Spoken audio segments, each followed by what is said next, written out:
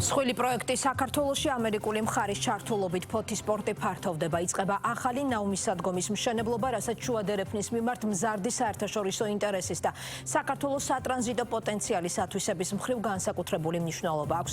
ეს არის ქართული სატრანსპორტო კომპანია Pace Internationalis და ამერიკის საერთაშორისო განვითარების საფინანსო კორპორაციის ერთობლივი პროექტი. ფოთის ახალი საზღვაო ნავსადგური ამერიკულ საფინანსო ინსტიტუტთან თანამშრომლობით 4 წლის წინ გაიხსნა. ახლა კი მშენებლობის მეორე ფაზა იღებს სტარტს. ტვირთბრუნვის მზარდი მაჩვენებლების ფონზე ახალი ნაუმისადგომი ქვეყნის სატრანზიტო პოტენციალს კიდევ უფრო გაზრდის და ანონსებულმა ნავსადგომმა მილიონი ტონით მეტი ტვირთი უნდა გაატაროს და ტვირთების დამუშავების პროცესი უფრო სწრაფი უნდა გახადოს. 130 მილიონ დოლარად შეფასებული პროექტისთვის 75 მილიონი დოლარის ოდენობის სესხი ამერიკულმა კორპორაციამ გამოყო. კაფსულის პრეზენტაციას ამერიკის ელჩის მოვალეობის შემსრულებელიც ესწრებოდა, რომელმაც პროექტს ორი ქვეყნის პარტნიორობაში მნიშვნელოვანი ეტაპი უწოდა. რა გავლენა ექნება საქართველოს სატრანსპორტო დერეფანზე ახალ თანამედროვე ინფრასტრუქტურას. ნახეთ რეპორტაჟი ფოთიდან. ფოთი, ქალაქი, სადაც სპორტი ისტორიის ყველაზე ცოცხალი და განუყოფელი ნაწილია. ძველი ფაზისის დროიდან მოყოლებული ნავსადგური არა მხოლოდ ვაჭრობის ადგილი, არამედ ცივილიზაციებს შორის ხიდი იყო, რომელიც აღმოსავლეთსა და დასავლეთს ერთმანეთთან აკავშირებდა. საუკუნეების განმავლობაში ფოთის სპორტი რჩებოდა ქალაქის გულად. იმ სივრცედ, სადაც ქალაქის ბედი იწერებოდა და ისტორიად იქცეოდა. 1863 წელს ოფიციალურად დაწყებული პორტის მშენებლობა ქალაქს ახალ დანიშნულებას სცემს. წლებში საქმეში ნიკო ნიკოლაძეც ერთვება, რომელმაც ფოთის ისტორიული როლი უფრო ფართო კონტექსტში დაინახა.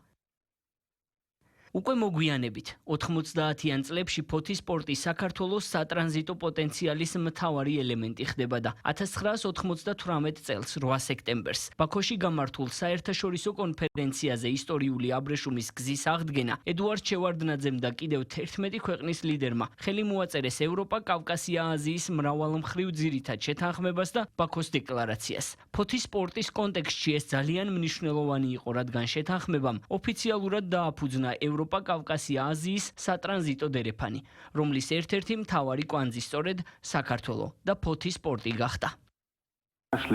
ვიპოვეთ არა მხოლოდ გზა, არამედ ეკონომიკური და პოლიტიკური დამოუკიდებლობის საყრდენი.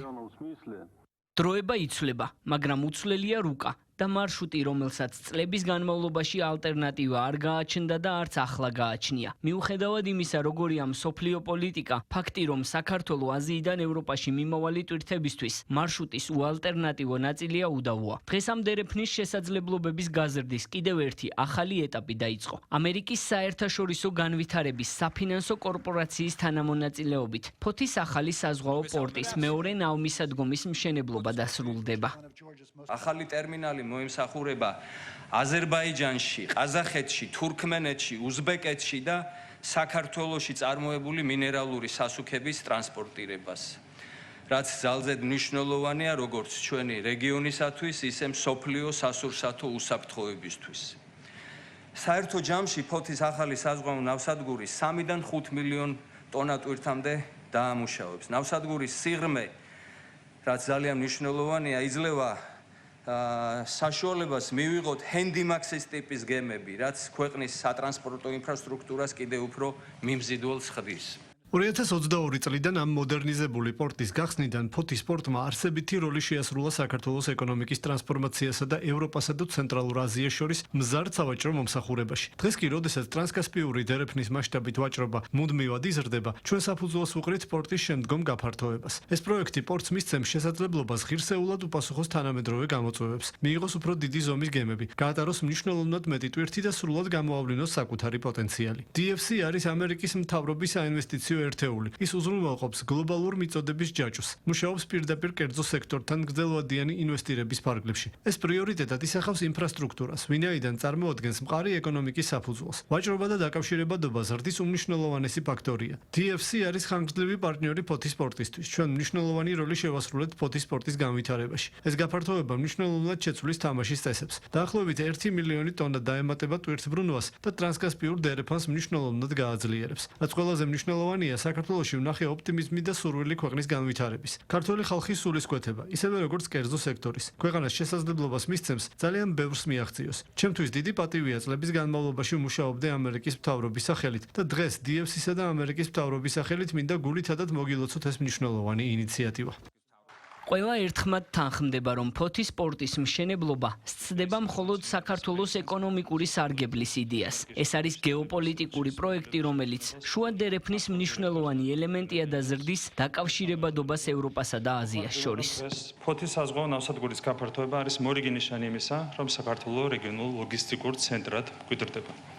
ეს პროექტი საერთო მიზნის გარშემო აერთიანებს სახელმწიფოს, ქართულ ბიზნესს და ამერიკულ ფინანსურ ინსტიტუტებს. ბოლო წლებში შუადერეფანი ევროპასა და აზიას შორის ერთ-ერთ ყველაზე საიმედო და კონკურენტუნარიან მარშრუტად ჩამოყალიბდა. ამ პროცესში ჩვენ უკვე აღარ ვართ მხოლოდ გეოგრაფიული ხიდი, საქართველოს იქცა მძლავრ ეკონომიკურ და ლოგისტიკურ ჰაბად, რომელიც ქმნის დამატებით ღირებულებას საერთაშორისო სავაჭრო ბრუნვისთვის.